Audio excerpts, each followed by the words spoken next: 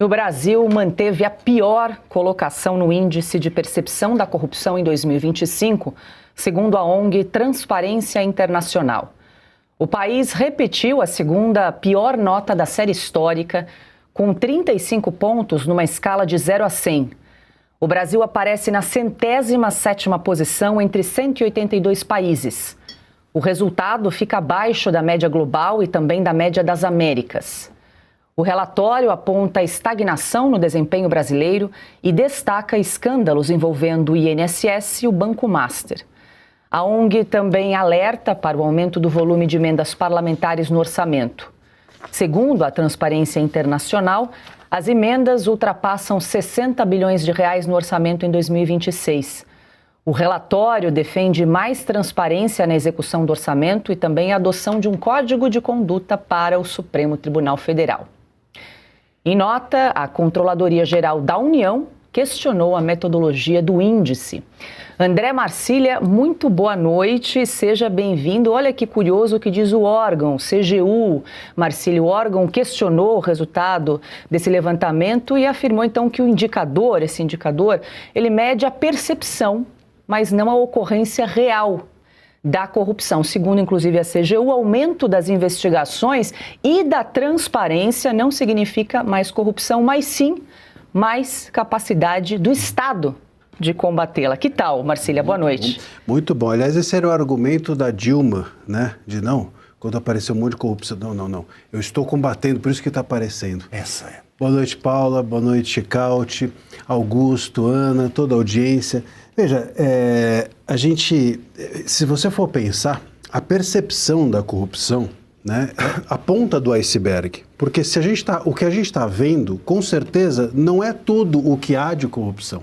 A corrupção existe de forma muito mais ampla do que a gente pode perceber, infelizmente, porque o nosso Estado é um Estado sigiloso, inclusive. É um Estado secreto, é um Estado que faz uma CPMI como a do INSS e eles não permitem que as pessoas façam depoimentos, que falem, que expressem, que mostrem documentos. No caso Master, está tudo guardado dentro do gabinete do Toffoli. No caso Tayaya, sabe-se lá onde isso vai dar. O celular do Vorcar não aparece. Então a percepção que a gente tem da corrupção, repito, é uma pontinha dentro da montanha de corrupção que verdadeiramente há no Brasil. É exatamente o contrário, exatamente o oposto do argumento do presidente aí da CGU, que, aliás, estávamos aqui verificando, não por acaso, ele é do grupo, um advogado do grupo Prerrogativas, né? Não poderia ser de outra forma. Então, assim, a percepção que a gente tem de casos como o do INSS, emendas parlamentares, Banco Master, Tayaya, como é que a gente poderia estar em outro lugar se não na rabeira dessa lista? Talvez a única solução do governo, melhor do que esse argumento do presidente da CGU, seja inverter o ranking, como eles fizeram com o Mapa Mundi. Lembra o IBGE, que inverteu o Mapa Mundi para o Brasil ficar em destaque? Talvez, se eles inverterem o ranking, a gente passe a ser destacado, e é a única forma disso se resolver. Me parece que esse prêmio deveria ser, claro, é merecido. Nós recebemos aí essa rabeira. Fomos bem. Fomos bem. Mas eu não posso deixar de dizer que eu creio que no Oscar da corrupção, né, se alguém merecesse ir receber no palco esse prêmio, com certeza seria um dos ministros do STF. Vinícius Marques de Carvalho é o nome do ministro, chefe da Controladoria Geral da União, da CGU. Carlo Cauti, boa noite, seja bem-vindo. Segundo a CGU, é só uma percepção. Daqui a pouco a gente vai falar da chuva de dinheiro, aí, 500 milhões caindo pela janela lá em Santa Catarina, na investigação que também envolve na esteira do escândalo do Banco Master, mas, segundo a CGU, é percepção dos brasileiros por conta aí do combate à corrupção. Boa noite. Pois é, boa noite, Paula, boa noite, mestre Augusto, boa noite, Ana, boa noite, doutora Marcília, boa noite ao nosso público.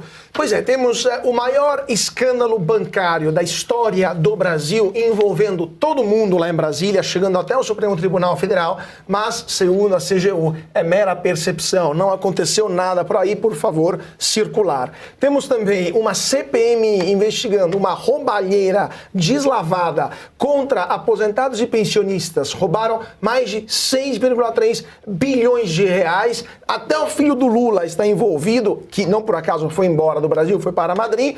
Tem um careca do INSS que pagou para todo mundo também, mas é só percepção. Ou seja, os aposentados e pensionistas que tiveram seus olerites fraudados só perceberam o roubo, porque na verdade nunca aconteceu, segundo... O que eles querem dizer com percepção? Deve ser algum tipo de alucinação, segundo ele. O Brasil não é corrupto, é só uma visão errada. Alguém que tomou um tipo de entorpecente, provavelmente, né? Ou, no caso dos aposentados, deve ser a idade, né? Segundo a CGU, provavelmente. Nunca foram roubados, né? Isso é ridículo, isso tudo. Agora, esse ponto da percepção... Quer dizer, o presidente da CGU, quando eu falo, não, a culpa é da percepção, né? A culpa a culpa está nos seus olhos e não no que seus olhos veem. Ele provavelmente está culpando a imprensa. É o velho esquema da esquerda. A culpa é da imprensa que está revelando, a culpa é das fake news, a culpa é da internet, das redes sociais. Eles nunca assumem a culpa. Eu vou explicar depois, é porque eu estou achando injusto. Eu quero a revisão desses critérios. Mas só para terminar, porque isso é grave, porque além da imprensa, das fake news, a culpa é da transparência. Porque vamos lembrar que o Dias Toffoli, que é o mesmo ministro envolvido no Taiaiá, que colocou sigilos no caso do Banco Master, colocou a transparência internacional no inquérito do fim do mundo. E aí a transparência internacional só no Brasil está sendo investigada pelo Supremo Tribunal Federal por fazer o seu trabalho, seja denunciar a corrupção. Então o Brasil não é apenas um país onde temos uma percepção elevada de corrupção, é também onde temos o único país do mundo que tem uma Corte Suprema que quer criminalizar quem denuncia a corrupção. Mas é só uma questão de percepção, claro. Agora sim, Augusto Nunes, boa noite. Pode registrar sua indignação. Boa noite, Paula. Boa noite, Cauti. Marcília, minha querida parceira Ana. Boa noite a você que nos acompanha. Eu quero a revisão desses critérios, porque percepção é uma coisa, realidade é outra. Por exemplo, um país que tem casos de corrupção envolvendo ministros do Supremo, um país desse não merece uma colocação dessas, não. Merece a divisão principal. Merece o grupo A. O grupo 1, sei lá. Champions League da corrupção. Champions League tem que estar entre os melhores. Porque aqui é o seguinte, não tem um corrupto na cadeia. Então, se é por percepção, tem nenhum corrupto, não houve nenhum caso. Quando devia ter ali na cadeia, presidente da República, ministros do Supremo e representantes do Legislativo, os 3 poderes. E nenhum preso. Agora, meu Deus do céu, acho que anularam alguns casos aí que contariam pontos. Por exemplo, Toffoli devolve o dinheiro para o pessoal, para a turma da ladroagem da JF. Esse caso continua valendo, conta ponto para o Brasil ou não? Se ele devolveu o dinheiro, anulou tudo. Boa pergunta. Aí eu acho que não estão contando esses pontos. Eu reivindico a revisão disso aí. O Brasil não merece uma colocação dessas porque não faz justiça ao esforço que faz a ladroagem nacional para conseguir se sair bem nesse tipo de classificação. Verdade. Precisamos chamar o VAR. Talvez criasse o VAR da corrupção. Por exemplo, não conta mais tudo que envolve o Lula. Ele foi inocentado pelo Supremo, na prática. Mas continua valendo o sítio de Atibaia, o triplex do Guarujá. É isso que eu quero saber. Porque o Brasil, aqui, não está bem qualificado, não. Ele é muito mais corrupto do que aparece aqui. Roubaram até os nossos pontos. Estamos na 107ª posição de 182 países. Não é boa. Não estou satisfeito. Pelo que eu vejo, não é pelo que eu acho, que eu sinto, pelo que eu vejo.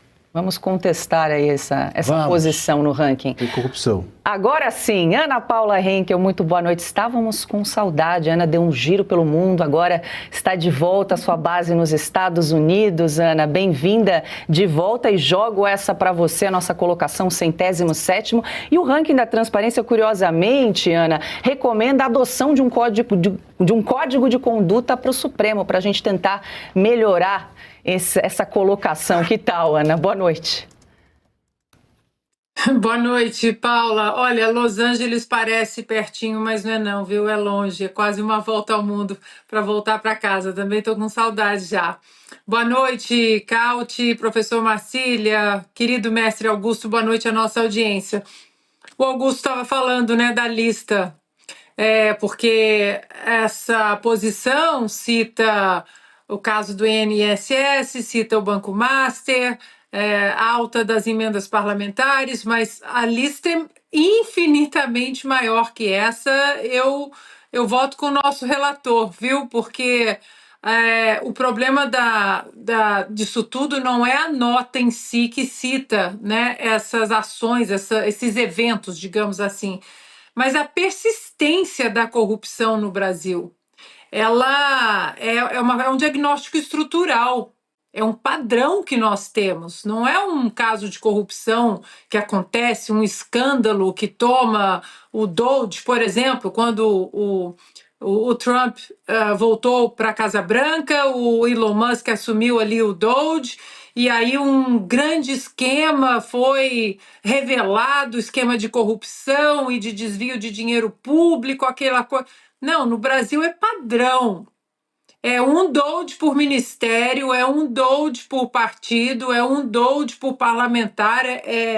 O diagnóstico é desse padrão, né? Dessa situação estrutural. E a percepção, né? Eu também achei interessante, né? Essa percepção, na verdade, tem um nome, que é impunidade. Porque quando você faz esse diagnóstico estrutural, porque a impunidade ela simplesmente comanda todos os caminhos no Brasil em relação a investigações, a CPIs, CPMIs. É um padrão, né? É o famoso vai acabar em pizza, é a impunidade.